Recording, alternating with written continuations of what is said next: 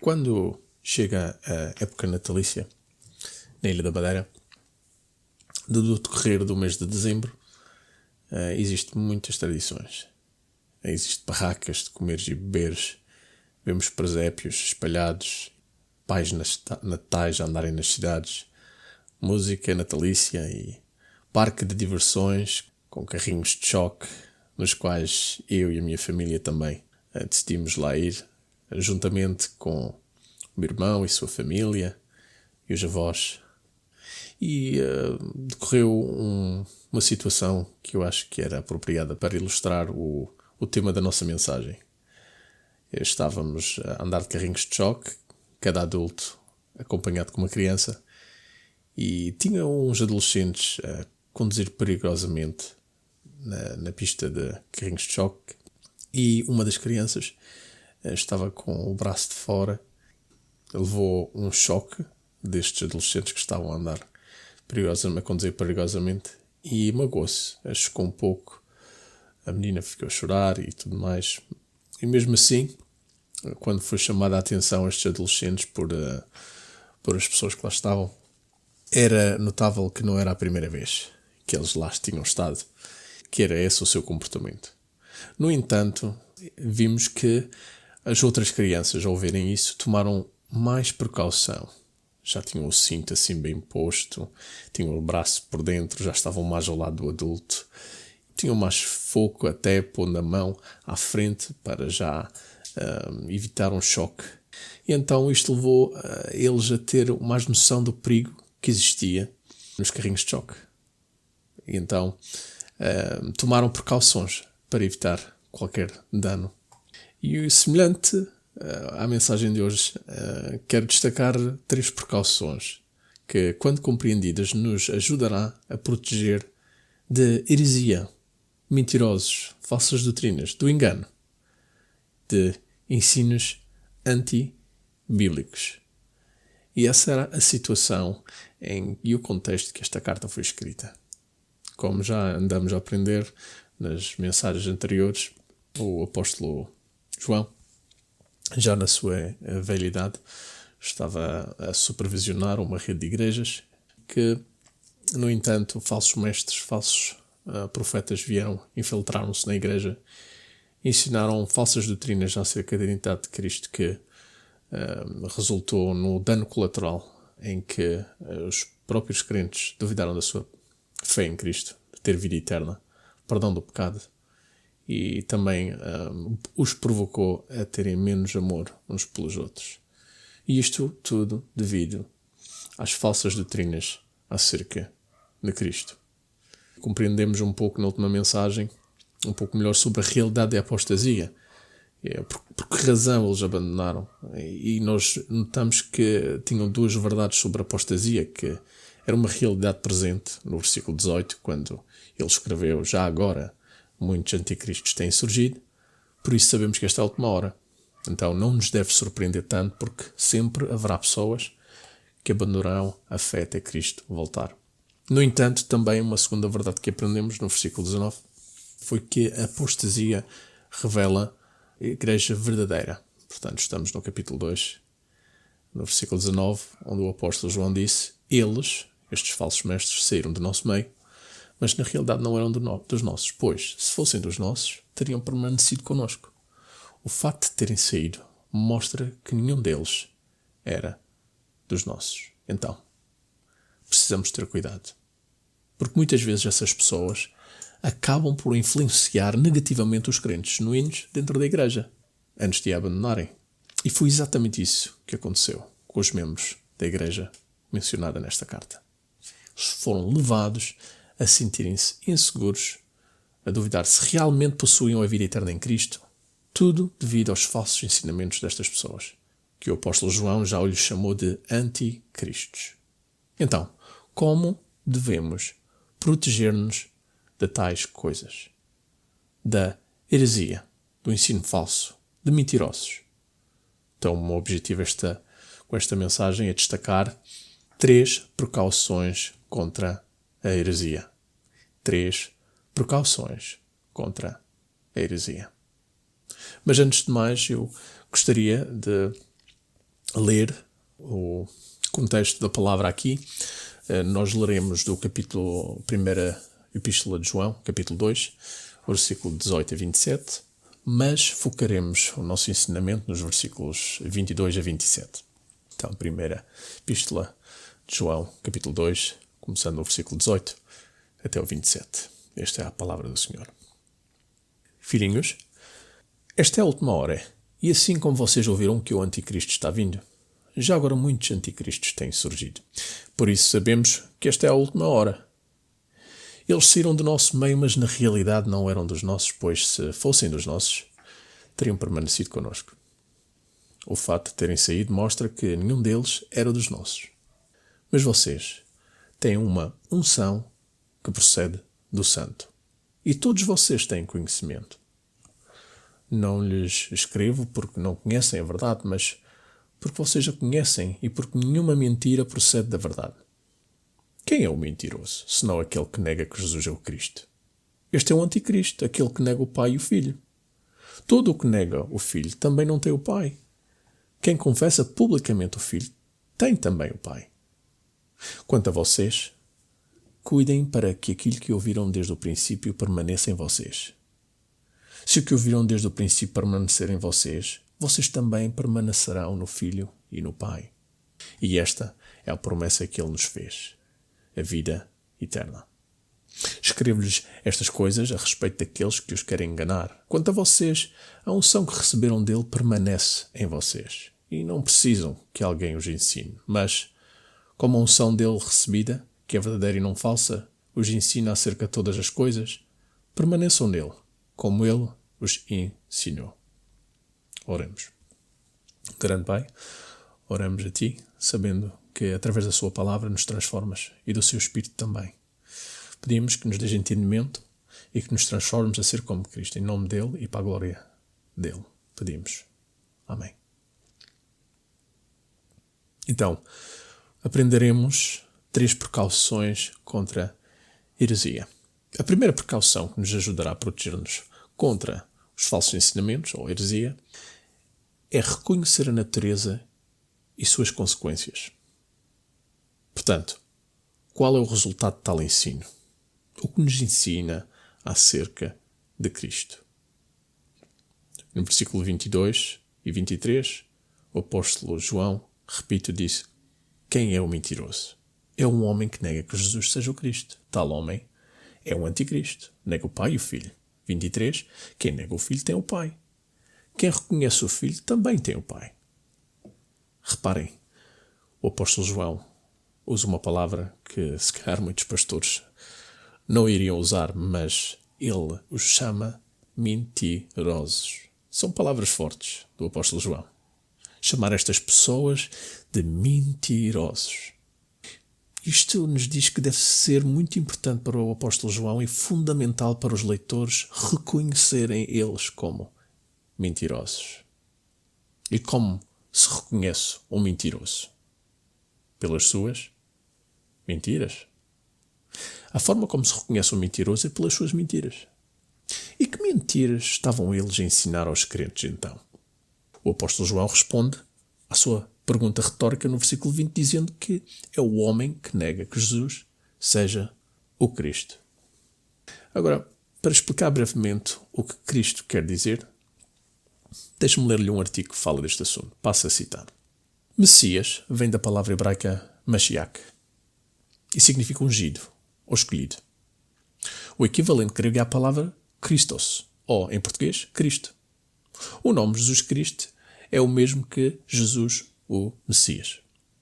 Nos tempos bíblicos, ungir alguém com óleo era um sinal de que Deus estava a consagrar ou a separar essa pessoa para um papel específico. Assim, um ungido era alguém com um propósito especial e ordenado por Deus. No Antigo Testamento, as pessoas eram ungidas para os cargos de profeta, sacerdote e rei. Deus disse a Elias para ungir Eliseu, para o suceder como profeta de Israel, em 1 Reis, capítulo 19, versículo 16. Arão foi ungido como o primeiro sumo sacerdote de Israel, em Levíticos, capítulo 8, versículo 12. Samuel ungiu tanto Saul como Davi, como reis de Israel, 1 Samuel, capítulo 10, versículo 1, capítulo 16, versículo 13. Todos estes homens ocupavam cargos de ungidos. Mas o Antigo Testamento previu a chegada de um Redentor, Salvador, escolhido por Deus para redimir e salvar o seu povo.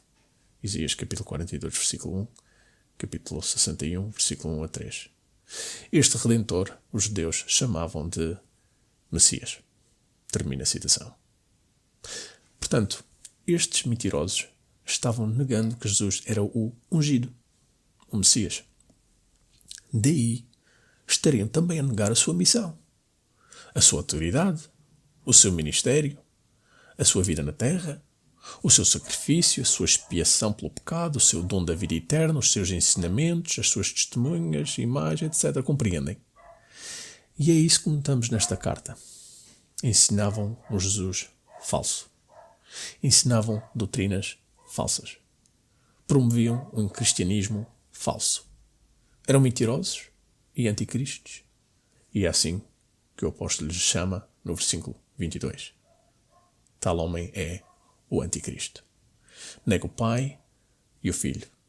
Versículo 23. Quem nega o Filho tem o Pai. Mas quem reconhece o Filho também tem o Pai. Eles rejeitavam a relação que Jesus tinha com o Deus Pai. E a capacidade de oferecer a vida eterna, que era a salvação. Não acreditavam que Jesus era o Filho de Deus. E sabem, negar a filiação de Jesus é negar a divindade de Jesus. Porque se Jesus não fosse divino, não poderia dar a vida eterna.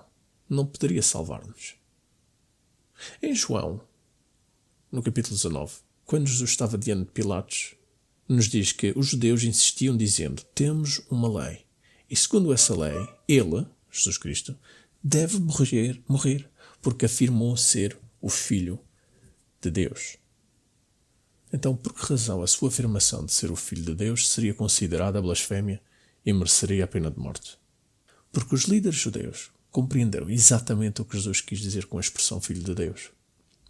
Ser o Filho de Deus é ser da mesma natureza que Deus. E só Deus pode perdoar o pecado. Só Deus pode dar a vida eterna. O apóstolo João assim o afirma, reparem comigo, no capítulo 5, versículo 10 a 12, da primeira epístola de João. Ele nos diz: quem crê no Filho de Deus tem em si mesmo esse testemunho. Quem não crê em Deus o faz mentiroso, porque não crê no testemunho que Deus dá acerca do seu Filho. E este é o testemunho. Deus nos deu a vida eterna e essa vida está em seu Filho. Quem tem o Filho tem a vida. Quem não tem o Filho de Deus não tem a vida. E sabem, irmãos amados, não há nada de novo hoje em dia. Se formos a notar, todas as seitas ou falsas religiões também têm falsas crenças acerca de Cristo. Sobre a sua identidade, sua vida, seu ministério, sua divindade. Há um ditado que ouvi de um pregador que diz que o novo ensinamento é heresia antiga. Por outras palavras, quando as pessoas trazem novas revelações, novos ensinamentos, algum conhecimento especial, qualquer coisa que vá contra a palavra escrita de Deus, então deves reconhecer que é mentira. Mas o que lhes fazia ser muito persuasivos então e levar a enganarem muitos e os fazer duvidar de sua própria salvação? Talvez clamavam ter um acesso especial a Deus, algum tipo de ensinamento novo e especial, algum conhecimento secreto. Muito, muito espiritual, mas na verdade espiritualmente falso, com espíritos anticristos, antibíblicos, não provenientes de Deus, mas de Satanás. Por isso não nos admira que o apóstolo João avisou os crentes no capítulo 4, versículo 1, dizendo: amados, não creem em qualquer espírito, mas examinem os espíritos para ver se eles procedem de Deus, porque muitos falsos profetas têm saído pelo mundo. Protegemos-nos da heresia ao examinar a natureza e as consequências destas doutrinas e ensinamentos, focando-nas, antes de mais, na identidade de Cristo. Independentemente das experiências que tiveram, dos milagres que testemunharam, das visões, dos sonhos, das profecias. Não importa se até estão certos em algumas doutrinas e até podem ter feito e desejam grandes coisas para Deus, mas se acreditam e até afirmam o Cristo errado, são mentirosos. E daí, inimigos de Jesus, anticristos. Eles não conhecem nem Deus Pai, nem Deus Filho. Porque a natureza destes falsos ensinamentos é consequência da sua falsa conversão. E é isso que está implícito no versículo 23, reparem. Todo o que nega o Filho também não tem o Pai. Quem confessa publicamente o Filho tem também o Pai. E acompanhado de seus falsos ensinamentos, também prestamos atenção ao seu comportamento, porque Jesus disse, não nos disse, em Mateus capítulo 7, versículo 15 e 16, cuidado com os falsos profetas. Eles vêm a vocês vestidos de peles de ovelhas, mas por dentro são lobos devoradores.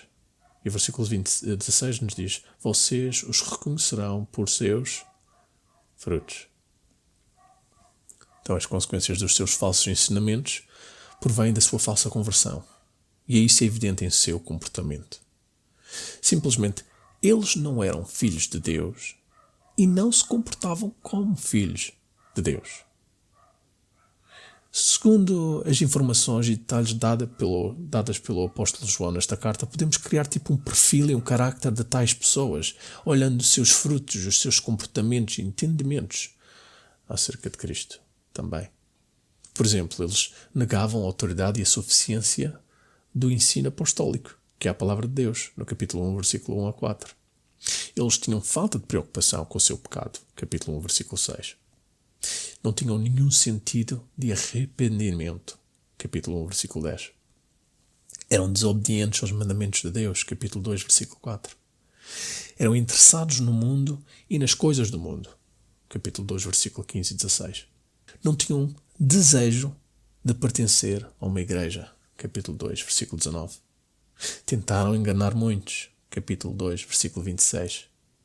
E exprimiram pouco interesse e amor pelos irmãos e as irmãs, capítulo 3, versículo 10. Eram incapazes de serem ensinados, capítulo 4, versículo 6, e levavam um estilo de vida pecaminoso, capítulo 5, versículo 18. Então, assim, para nos protegermos contra a heresia, ensinamentos falsos e enganos, devemos conhecer a natureza e as consequências das suas doutrinas falsas, das suas crenças falsas, dos seus comportamentos e ensinamentos antibíblicos, examinando o que dizem sobre Cristo e como as suas vidas refletem essas crenças. Como podemos saber se o que dizem é verdade? Como podemos distinguir a verdade da falsidade? Então, o apóstolo João, tendo exposto a natureza e as consequências da heresia, agora chama a atenção para mais duas precauções que protegem de engano ou heresia. Duas coisas devem permanecer, que é a palavra que o apóstolo João usa, em nós. Versículo 24. Aquilo que ouviram desde o princípio tem que permanecer. E reparem no versículo 27. A unção que receberam dele. Então, uma outra precaução contra a heresia é permanecer na sua palavra. Versículo 24 e 25. Quanto a vocês, cuidem para que aquilo que ouviram desde o princípio permaneça em vocês. Se o que ouvirem desde o princípio permanecer em vocês, vocês também permanecerão no Filho e no Pai. Versículo 25. E esta é a promessa que Ele nos fez, a vida eterna. Um comentador, teólogo, resume este versículo desta forma, passa a citar.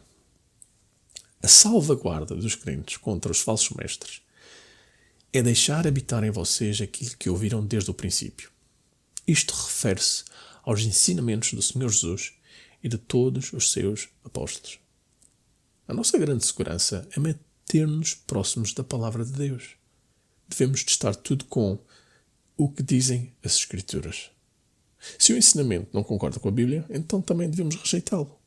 Como dizia o Dr. Ironside, se é novo, não é verdade, e se é verdade, não é novo. Termina a citação. Amados, porquê é que hoje em dia não basta para alguns manterem-se fiéis à palavra de Deus?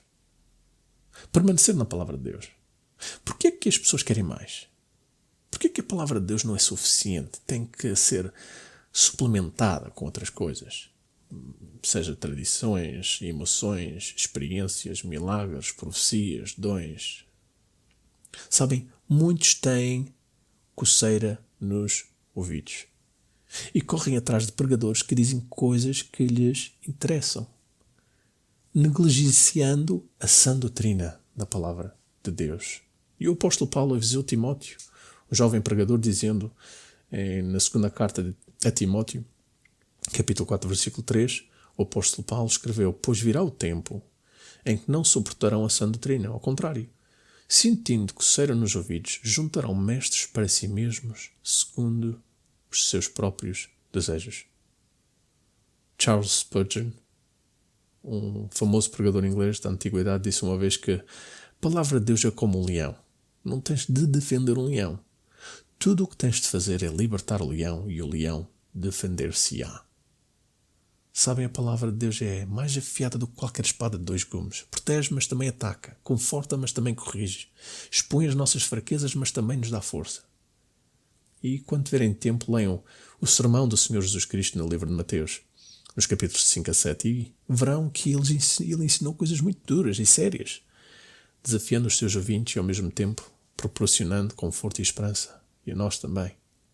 Agora, é verdade que temos opiniões diferentes sobre diferentes doutrinas, não é? Temos várias interpretações, várias diferenças de crenças entre nós no mundo protestante. Podemos não ter o mesmo entendimento sobre questões secundárias, isto é, que não toca na salvação. Mas o que o apóstolo João está a enfatizar aqui são as verdades fundamentais da fé acerca de Jesus Cristo. Ou, como ele diz, o que ouviram desde o princípio acerca de Cristo, pelos ensinamentos dos apóstolos de Cristo, acerca da sua encarnação, da sua vida e ministério, ensinamentos, promessas, a sua morte e ressurreição. Então, simplificando, mantenham-se firmes no Evangelho pregado pelos apóstolos, as boas novas sobre a vida, o sacrifício e a ressurreição de Jesus, e reconhece-o através da sua palavra escrita. A palavra permanecer significa residir. A palavra de Deus deve continuar em nós, habitar em nós, fazer sua casa nos corações, mentes, no nosso ser interior. E a palavra permanecer está no presente, significando que é um estado que começa e continua. Devemos ser continuamente lembrados do Evangelho. Nunca devemos cansar-nos do Evangelho e de conhecer a palavra de Deus, porque ela revela a pessoa de Cristo, as crenças centrais sobre quem Ele é, ou o que Ele fez e fará, e o que Ele quer de nós, seus discípulos. É através da palavra que o conhecemos a Ele e a Deus Pai, e confiamos na promessa da vida eterna. Versículo 25, e esta é a promessa que Ele nos fez, a vida eterna.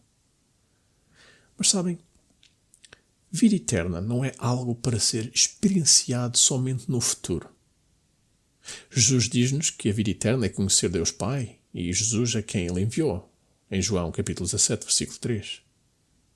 Ele prometeu-nos a vida eterna, uma vida vivida com Ele, começando agora, à medida que o conheces através da sua palavra, e continuarás por toda a eternidade.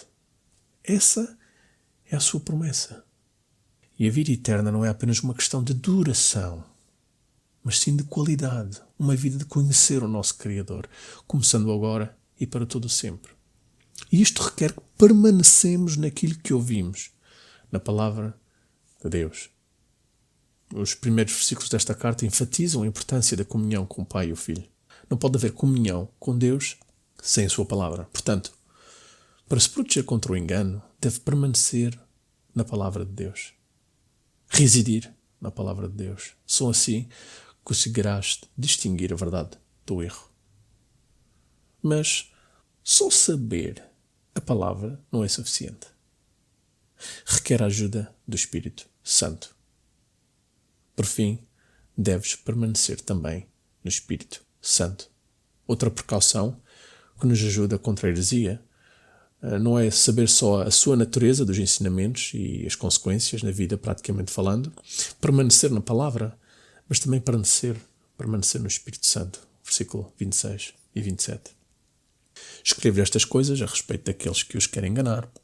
Quanto a vocês, a unção que receberam dele permanece em vocês e não precisam que alguém os ensine, mas como a unção dele recebida, que é verdadeira e não falsa, os ensina acerca de todas as coisas, permaneçam nele como ele os ensinou. No versículo 26, João revela que todas as doutrinas, comportamento, indiferença e influência dos falsos mestres tinham um único propósito: desviar ou enganar os crentes. Reparem, não se contentavam apenas em partilhar as suas opiniões, interpretações ou experiências e crenças. O objetivo deles era enganar os crentes. E sabem que mais? Nós lemos sobre este tipo de pessoas novamente na segunda epístola de João, à medida que iam a outras igrejas com os seus ensinamentos. Eram missionários autoproclamados, missionários solitários, a espalhar as suas interpretações e ensinos pessoais acerca de Jesus Cristo. Reparem se isto soa familiar quando lemos a segunda epístola de João, no capítulo 1, começando no versículo 7 a 11. Reparem se soa familiar. Versículo 7. De fato, muitos enganadores têm saído pelo mundo, os quais não confessam que Jesus Cristo veio em corpo. Tal é o enganador e o anticristo. Tenham cuidado para que vocês não destruam o fruto do nosso trabalho antes sejam recompensados plenamente. Todo aquele que não permanece no ensino de Cristo, mas vai além dele, não tem Deus. Quem permanece no ensino tem o Pai e também tem o Filho. Se alguém chegar a vocês e não trouxer este ensino, não o recebam em casa nem o saúdem, pois quem o saúda torna-se participante das suas obras malignas. Sou familiar? Pois. Agora voltando à 1 de João, no capítulo 2, versículo 26 e 29, reparem que ele fez uma distinção clara entre eles, no versículo 26, os enganadores, e os verdadeiros crentes, no versículo 27, que têm a unção. Os verdadeiros crentes conhecem o verdadeiro Cristo, tal como permanecem na palavra, mas também conhecem Cristo porque receberam, no passado, a unção. E essa unção permanece, reparem, no presente, neles. O que é essa unção? Claro que é o Espírito Santo. Por exemplo, se nós repararmos na segunda epístola de Coríntios, no capítulo 1, no versículo 21 e 22, nos diz: ora, é Deus que faz que nós e vocês permanecemos firmes em Cristo. Ele nos ungiu, nos selou como sua propriedade e pôs o seu Espírito em nossos corações como garantia do que está por vir. Um outro comentador, teólogo, escreve sobre o termo unção, dizendo, passo a citar: no Antigo Testamento, por ordem de Deus, os sacerdotes israelitas foram ungidos com óleo. Essa unção indicava de forma física que eram especialmente dotados pelo Espírito Santo para desempenhar uma certa função. É isso que a unção aqui significa para nós hoje. Tu e eu recebemos uma unção de Deus. Quando és salvo, uma das coisas que o Espírito de Deus faz por ti é que Ele te unge. Ele unge-te para compreenderes a verdade divina que antes não podias compreender. Termina a citação. Porque em 1 Coríntios capítulo 2, versículo 14, aprendemos que quem não tem o Espírito não aceita as coisas que vêm do Espírito de Deus, pois lhe são loucura, e não é capaz de entendê-las, porque elas são discernidas espiritualmente. É por isso que o apóstolo João continua-nos dizendo no versículo 17: não precisam que alguém vos ensine. Mas, como a unção dele recebida, que é verdadeira e não falsa, os ensina acerca de todas as coisas, permaneçam nele como ele os ensinou. É por isso que estes falsos profetas devem ser evitados, mesmo quando afirmam ter algum tipo de dom, de unção, de conhecimento espiritual superior. Porque essa unção é falsa. Nós, crentes genuínos, temos a habitação do Espírito Santo. E quando se trata das crenças centrais, amados, sobre Jesus e o Evangelho, temos o Espírito Santo a confirmar em nós a sua verdade. É por isso que não precisamos de nenhuma nova verdade, nem de novos ensinamentos acerca do Evangelho e da identidade de Jesus Cristo. Um alarme soa na nossa consciência e espírito quando ouvimos um falso Evangelho, uma forma diferente de salvação ou qualquer ensinamento que nos afaste de Cristo. Já tiveram essa experiência onde estavam num lugar onde um falso Evangelho estava a ser ensinado ou um falso ensinamento sobre Cristo e, no entanto, os fez sentir como estavam no lugar errado, que algo estava errado com aquela mensagem. É o Espírito Santo que habita em nós. Mas quero-vos também dizer com atenção que o apóstolo João nos está a ensinar que não precisamos de pregadores, pastores e líderes. Ok? Que vocês, por vocês próprios, podem, sozinhos com a sua Bíblia, ver suas vidas em casa sem pertencer a uma igreja e estar submetidos aos pastores ou algo assim. Não. Porque até o apóstolo João era mesmo um. E ele não estaria a escrever esta carta para ensinar, e o apóstolo Paulo estaria errado em Efésios quando disse que Deus deu à igreja certos homens dotados. Alguns que são mestres, outros evangelistas e outros que são pastores para ministrar e aconselhar. Deus deu estes homens à igreja para edificar o corpo dos crentes. E também, outra nota, quando o apóstolo João escreve que o Espírito Santo ensinaria sobre todas as coisas, não queria dizer que o Espírito Santo te ensinaria a andar de bicicleta ou a fazer um bolo ou a pilotar um avião. Somos informados pelo próprio Jesus Cristo, nosso Senhor, em João capítulo 15, versículo 26, que quando vier o Conselheiro, que eu enviarei a vocês da parte do Pai, o Espírito da verdade que provém do Pai, ele testemunhará a meu respeito. Então reparem, o Espírito Santo testemunha a respeito de Jesus. O ensinamento genuíno do Espírito Santo aponta para Jesus, não para ele próprio, nem para ninguém ou qualquer outra coisa. E estes falsos mestres estavam a desviar os crentes de Cristo com os seus ensinamentos, proclamando ter uma unção espiritual. Portanto, tenham cuidado de ensinamentos que focam no Espírito Santo e afastam os crentes de Cristo. E um outro teólogo nos diz, e passo a citar, a palavra é uma precaução objetiva, enquanto a unção do Espírito é uma experiência subjetiva. Mas tanto o ensino apostólico como o Mestre Celestial são necessários para continuar na verdade. E ambos devem ser compreendidos pessoalmente e interiormente. Este é o equilíbrio bíblico que raramente é preservado. Alguns honram a palavra e negligenciam o Espírito, que só pode interpretá-lo. Outros honram o Espírito, mas negligenciam a palavra da qual ele ensina. A única precaução contra mentiras é ter dentro de nós tanta palavra que ouvimos desde o início como a unção que recebemos dele, o Espírito Santo. Termino a citação. Então, conhecemos a obra confirmadora do Espírito nas nossas vidas. O verdadeiro Evangelho enraizou-se em nós e deu frutos. Assim, João conclui com a sua palavra mais importante para eles. Permaneçam nele, que é Cristo. Então, amados, assim podemos proteger-nos contra a heresia ou engano, examinando a natureza e consequência de tal ensinamento, primeiramente, segundamente, permanecendo na palavra de Deus e, terceiramente, no seu Espírito, que nos ajuda a detectar falsos ensinamentos acerca de Cristo e a vida eterna que Deus promete. Amém? Oremos.